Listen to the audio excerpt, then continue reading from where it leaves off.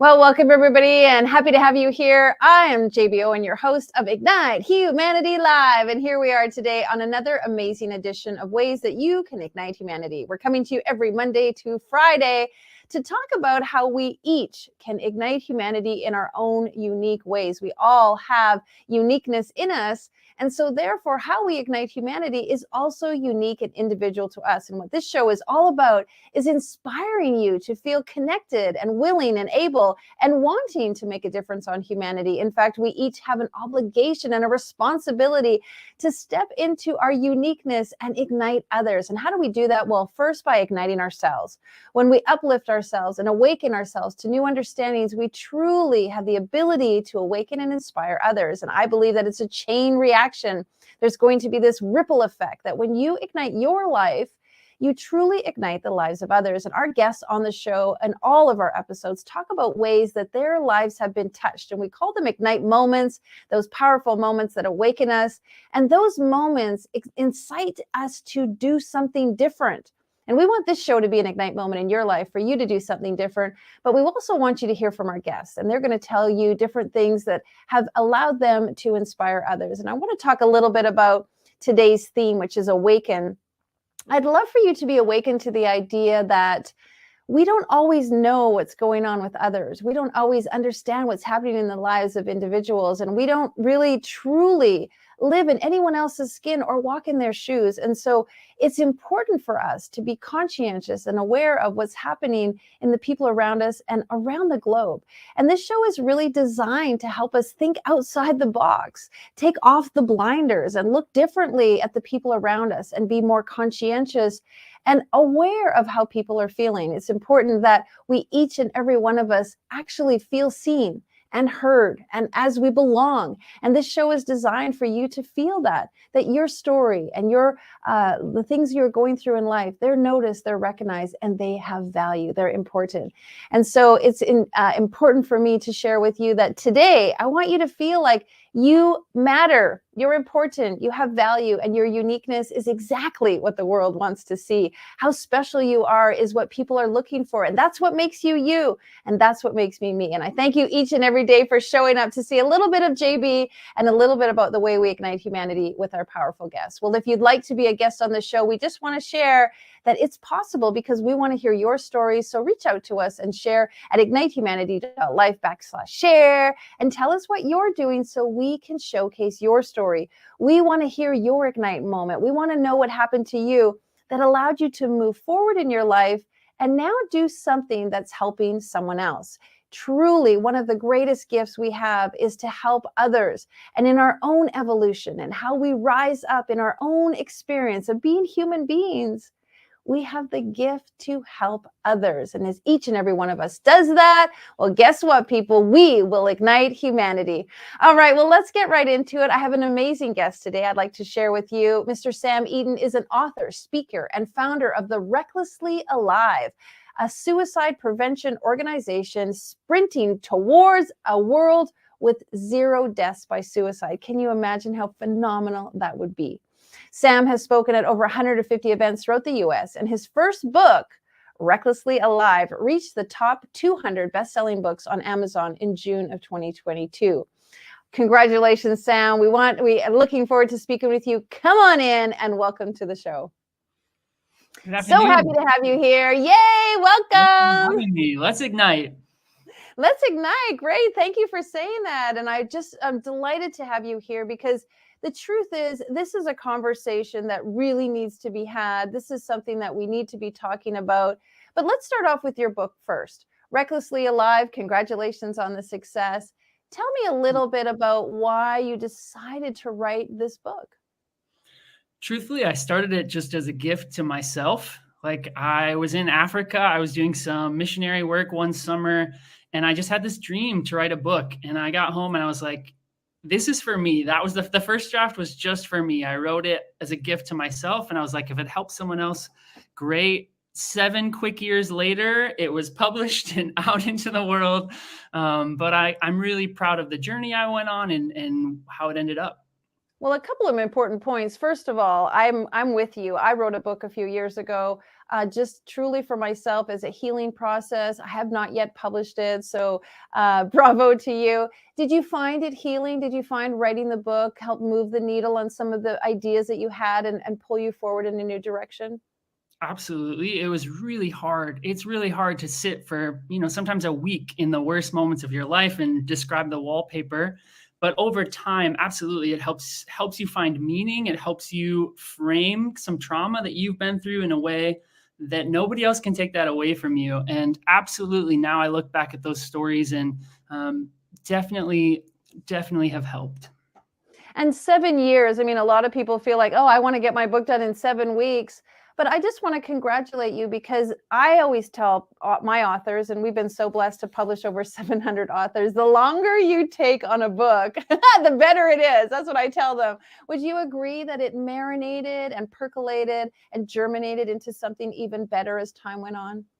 Oh, absolutely. It became a bestseller because I worked so hard to get it right, and it's such a delicate topic. Suicide is hard to talk about. I had a lot of learning and growing myself to do as a writer. I'm so thankful. We had a publisher. One of the first drafts wanted to publish it. Big mess. Eventually, they dropped me, and I'm so thankful they did because that isn't the book that I wanted, and I'm so proud of how it all turned out.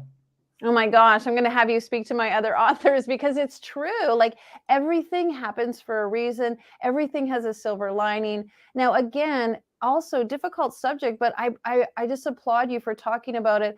Dive into a little bit about why speaking about suicide, why your mission to end suicide. Can you share a little bit how that started, where that came from, and just give the viewers some context? Yeah, it wasn't my choice, that's for sure. I don't wake up every morning, I'm like, yes, I get to tell the story of the worst day of my life. I was a public school teacher for 12 years. About halfway through that, 2015, 2016, we had 3 students, a teacher, and a principal who all took their own life in about a year and a half. And I had attempted when I was 23. My life really hit rock bottom. Important relationship had ended. I was in a ton of student loan debt. I was living at home where some really hard things happened in my childhood. And I truly believed I didn't have any other options. Like I just wanted the pain to stop. I got through that. But at that point in my life, no one had ever shared that they had struggled with it. They certainly haven't ever shared that, oh, 5, 10 years later, look what your life can be.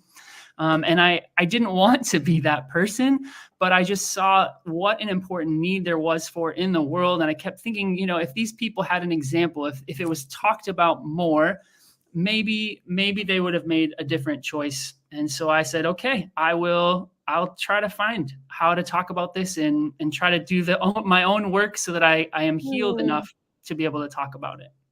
Well, congratulations for stepping up to the plate because a lot of people could do the opposite, right? We revert, we go back, we don't want anyone to know, we shy away. That was me when I was in a domestic violence situation. I didn't want anyone to know. But as I started to talk about it, it actually helped me. I felt more connected to people. I found people who were going through similar situations. It allowed me to sort of awaken to my calling. Do you feel the same? Like the more we talk about it, the better it is, the more we share, the better we connect? Vulnerability is so contagious. And just in my life, when I started sharing my story, I can't tell you the number of it, not a day goes by that someone doesn't tell me that they've experienced it, that they're even in my own family. I found out family members had attempted in their past, but generation ago when it wasn't talked about and they were just shipped away.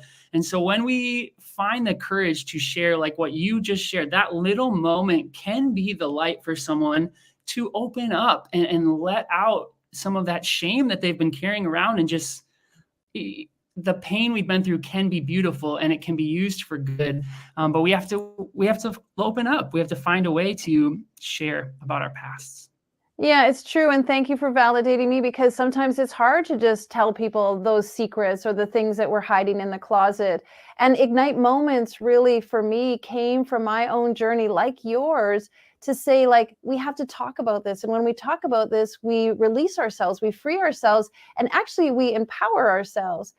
And today's theme is really about awaken. So, was there a moment that you awakened to how you could take one of the most painful days of your life and turn it into a mission? So the day we got the email for the fifth person who had lost their battle, I was just a mess. I was in my classroom just sobbing on the floor for this person I didn't even know super well.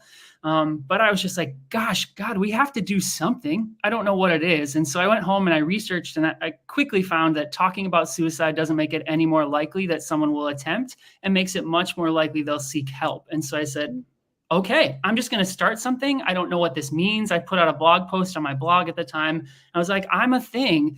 And I wish I could tell you, like, for me, Ignite isn't just a one-time decision either. It's a daily decision to keep committing to that calling. There have been so many times that I've wanted to stop, or, that stigma, the shame. I had a parent call my boss and say, is he mentally stable? Should he be allowed in a classroom? Because I was talking about something that happened to me 8 years ago. I mean, the stigma is real, but you don't build something in one day, right? It's daily decisions that, helping someone else is more important than maybe the pushback that I'm going to get, or a little bit of the shame that I feel around this. And it's a daily decision to get up and say, I'm going to be brave with my life today. I'm going to do something that's going to impact the world. One person choosing to stay changes the direction of the world. It's a family that's not broken. It's a Christmas that's better because everyone's there. And that is what drives me. Yeah, it's fascinating how there's that one person that complains, but then there's like 100 people that didn't complain and they're so grateful, but they just, they hold it inside, and how thankful they are. They start moving their life in a better direction, but then there's that one person that complains. And I've been through that. I know how that feels. Sometimes people say the same, why don't you stop talking about that? Why do you keep mentioning that?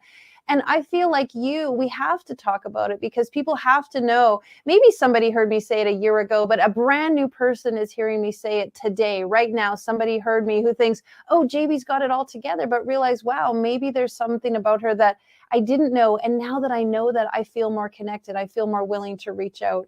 Do you feel that people reach out to you and use what you've been through as a lifeline to help them? Well, every single day we get messages on our social media that someone decided to say. Sometimes it's years later. They'll say, we were at your event 3 years ago and my life's totally different.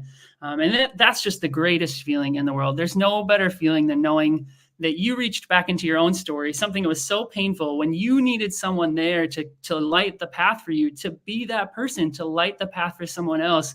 That is the most alive you will ever feel. Money, anything else this world tries to tell you is worth it? No, the most alive you will ever feel is getting to help someone and lift them up in their time of greatest need. And I hope everybody watching this can hear that message loud and clear, because our world doesn't say that, right? They say it's money and wealth. That's what's going to make you happy.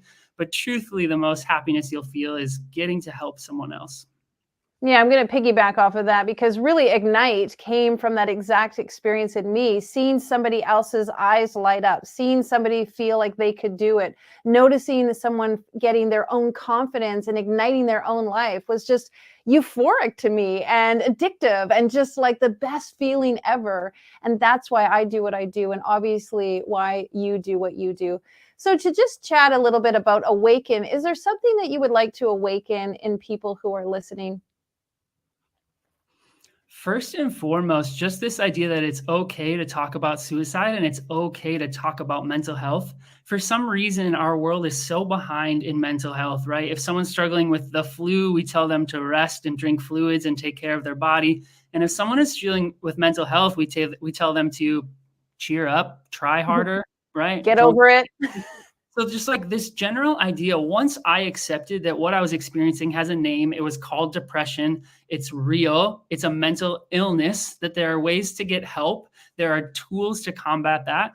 I mean, suicide at its most basic level is just when your pain is higher than your ability to cope. 10 years later, I have way more tools at my disposal. I have worked with professionals. I have done a lot of research. And so I have those tools that I can share with others as well. But to anybody listening, talking about suicide is how we start to help. You don't have to start a nonprofit to help, but checking on the people in your life, being open to having some of those vulnerable conversations. Have you ever felt this way? I care about you. Sometimes when people go through a breakup, they have thoughts of not wanting to be here. Have you had those thoughts? And just being that lifeline to someone, and they might say no, right? They might say, no, I've never had that. And that's okay. But now they know in the future that you're an okay person to talk to you about that.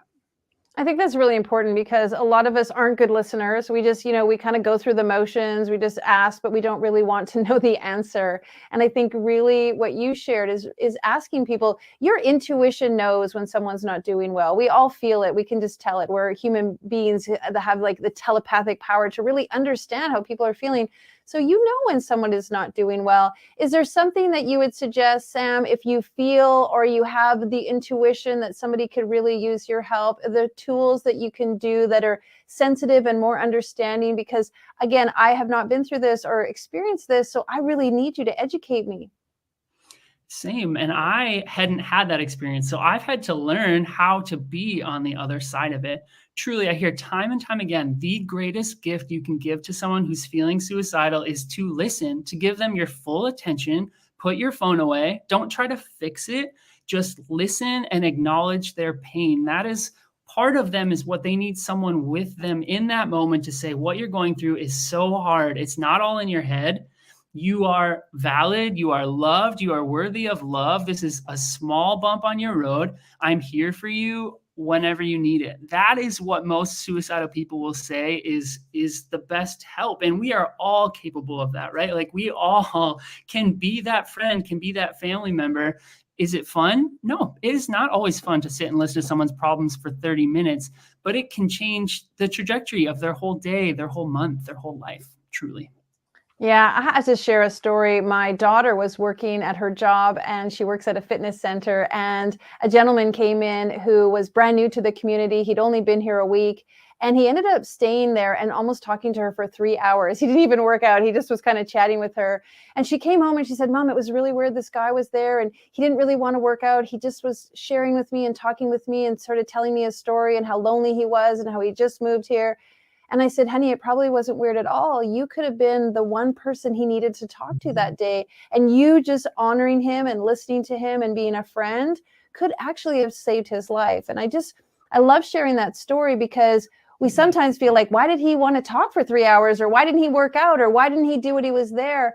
And I really wanted her to reframe the idea that, we're all so busy and we go have lunch and we go have coffee and we invite people over and we're in the do. But sometimes people just really need to talk and really need to share. And one of the ways you can ignite humanity, folks, is to listen to people and be there for them. 100%. It's one of the best gifts you can give someone. Mm-hmm. Now, you've been really quite social and vocal on social media. You've been sharing a lot about this experience. In fact, one of our authors was absolutely taken away and just truly inspired by one of your social media posts. How has it been sharing such a personal experience in such a big arena? It's been tough. It's gonna be. Yeah. I'm not gonna lie. I mean, every single day we get hate messages, usually from men, usually attacking my masculinity for sharing this. So there have been several times that I've thought about completely walking away. There's been times I've had to take months away just to care for myself. Daily, I get stronger, and daily, I remember why I do what I do, as we were talking about before. I am strong enough now. I was not strong enough when I attempted at age 23. Those comments could have been the tipping point. And so now I see that as a challenge, and I actually start pushing back a little bit. I respond to a lot of those comments in a respectful way. I don't love having the worst day of my life be out in the world. Anyone who meets me, they type into Google and this is what comes up. I don't love that reputation. And also, I know that I'm worthy. Like I am who I am. And if someone can't handle that, they might as well know that right off the bat. So the good and the bad, I don't love social media, to be honest. I think it actually contributes a lot to our mental health, is that we sit and scroll other people's lives instead of getting out into the world and living our own lives. Mm-hmm. There's a balance, but I also can be a bright light in that space, and I can be that positive voice for people that they need, just like you check in with people every single day. It's a point for them where they have something bright and positive in their day. And I'm on that same mission too. Well, I just want to again say bravo to what you're doing and being vulnerable and masculine, those go hand in hand. They're a team. We need more vulnerable men. And being honest and authentic and true, I think, is the most important qualities a man could have. And so I will just share with those people, if you can't say anything nice, don't say anything at all. So bravo for you for your courage. Well, I want to say, let's lock arms and work together to make a difference. How can people at home be igniting humanity, in your opinion? I know you have this incredible nonprofit that you're doing. You have a big mission. Give us some ideas on what we at home can do to ignite humanity. I think the first step is to not look away when you encounter uncomfortable things in your day and in your life. If there's one life lesson I learned early, it was stop and be a part of the pain instead of turning away. How many times do we see someone who's experiencing homelessness and we don't even smile, we don't even make eye contact? And the first step to making a difference in the world is seeing the struggle around you. You don't have to fix it, and it's hard because you can't fix it all.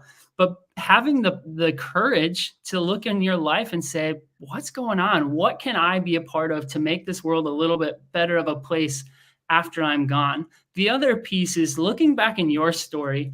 Often it's our scars that are our superpower. It is that was truly my ignite moment, was when I saw this low moment of my life. Yes, it was awful in the moment, but it can be my greatest point of impact. So for all of us, we've had things in our life. Nobody gets through this life unscathed without experiencing some sort of pain or loss. And if you are brave enough to go and look at that and see how you could use that to help other people, I truly think everybody has a purpose on this planet, and everybody has the power to ignite humanity, to get going, right? And so I think everybody watching, there's something in you already that's kind of tapping at your heart that you want to help, and start there. It's one small step at a time. Well, you're really singing my song, because I feel like our stories and our tough moments in our life they actually are, the foundation of a new version of ourselves and a better version of ourselves. And at the time, they feel difficult and hardships. But as we move through them and we can look back on them, I like to call them ignite transformation moments, because they really transform us. And, sometimes I say this, they smack us upside the head, but they make us look in a new direction. And they make us focus on something more that we can achieve. And I definitely want to just say, bravo, your ignite moment is igniting others. And I think that's fantastic. I also want to say to folks, pick your plight. I mean, I am a mom. I used to travel with my kids by myself and have little babies crying on airplanes and strollers and food and runaway. And now when I see women in the airport or just struggling with their kids, I always ask them, can I help you? Can I hold the baby for a moment? Do you need any? Let me watch the little one. There was a mom at the beach and she just could not pack up the kids because the baby was asleep in her arms. And I was like, let me help you. And so if this conversation is not your conversation, I get that. But what I would share, and Sam, you've said eloquently, just be willing to be in people's difficult moments and be willing to help them through it in whatever way that works for you. And I love that, Sam. Thank you. Can you just leave our listeners with that little awaken moment? One of our philosophies in the Ignite Humanity is empower yourself so you can empower others so they empower themselves. And I think that they empower themselves is a really key component. Can you just talk about that before we come to a close? Absolutely. I think one of the most important parts of my journey was learning that your brain can lie to you, and that we don't have to believe everything that we think. That is where my mental health journey lived. And people who are facing suicidal thoughts, their mind is twisted, their brain is sick, and they're not experiencing the world as it really is. They're not seeing the help and the hope. So if it's you're watching this today and you're having some of those thoughts, first and foremost, you just need to know that it's going to be okay. There's so much help and hope in the world. I hope you can find the courage to tell one person in your life, whether that's a professional, a friend, a family member, find that safe person that you can start opening that door up. And fight against those absolutes. Don't say my life will never get better, because that's not true. My story is proof that anybody's life can get better and anyone can get through that. So shut up those voices. focus on yourself and on your healing journey. I promise you're going to get through it, and you're going to make a huge impact with the pain that you've experienced. Wow. Well said. Well said. Because you're right. Our pain becomes our passion, and our mess becomes our mission. And all of us can get through it if we just connect with one another and work towards helping ourselves, which helps others, empowering ourselves. Well, how can people find you? We'll put up your link. recklesslyalive.com is your website. And I know that you're doing some powerful things. Great video on your website, folks. Go watch that. Get Sam's book. And I just want to say thank you, because we have a really kindred connection. Sam inspired one of our authors who wrote her book, The Strength to Live. Sam is in her book. She shares some of Sam's story. And Sam was a big inspiration for her. She lost her father through suicide and had her daughter who was also feeling suicidal ideation. And so this is like a family. Sam, part of the family through Cindy, who wrote her book. And it really feels like the work that you both are doing actually is going to make an impact. And why not? If we can fix the climate, and if we can save the animals, and if we can help the environment, we can reach out and touch the lives of our fellow men and women and make suicide a non-issue going forward. Beautiful, beautiful sharing. Thank you so much, and blessings to you. Blessings. Thank you so much. What a great guest. And folks, I love what Sam said. If it's an awkward or uncomfortable situation, don't shy away from it. Step into it and see how your knowledge and your experience and your wisdom and uniqueness, which we talked about at the top of the show, how that can help someone else. And you don't have to have all the answers. In fact, searching for the answers, as Sam did, actually has helped him now become such an advocate and impacted other people's lives. We don't have all the answers. We don't know how to fix everything, but our willingness to look towards, search for, and find those answers, bringing people with us, is actually what will make a powerful, powerful difference. Well, we would love to hear your story, no matter what it is. If you've gained lessons and blessings and feel empowered and inspired from some of your darkest moments, the toughest day of your life, if you feel that that has helped move you forward and inspired you to help others in doing things that will ignite humanity, please tell us your story. Go to ignitehumanity.life/share. And I was just thinking, we've got some of the most amazing guests on the planet coming to this show, uplifting people, inspiring them. And we want you to tell your story, or someone you know, so that we can tell them their story to others and ignite the planet on a global scale. Well, if you want to know what Ignite is up to and all the things we're doing to ignite humanity, go to our website. We've got lots of info there about our book, our movie, our docuseries, and the ways that we are igniting humanity. And if you'd like to watch this episode or any of our episodes at Ignite Humanity Live, just go to ignitehumanity.life/watch, and you can see all of our episodes from the beginning of time and all of them going forward. We don't sell you anything there. We just share lovingly with you so that you can enjoy. Well, again, I will repeat, empower self to empower others, to empower themselves. That truly is going to be what ignites humanity. And we look forward to you doing so and igniting someone else's life. All right, big blessings to you. We'll see you tomorrow. Now, more than ever, we need to come together to connect with one another.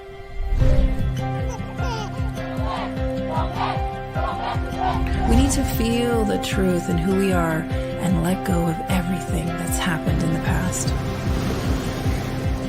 We need to empower every person on the planet and awaken hearts, enliven souls, come together, laugh, play, rejoice, connect, create, and love.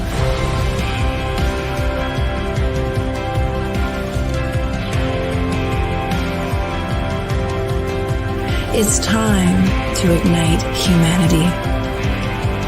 We want you to be a part of something that will impact the future for everyone. We want you to tell your story, share your Ignite moment, show people who you truly are. Be a part of igniting humanity and making a difference in the world and all of our futures.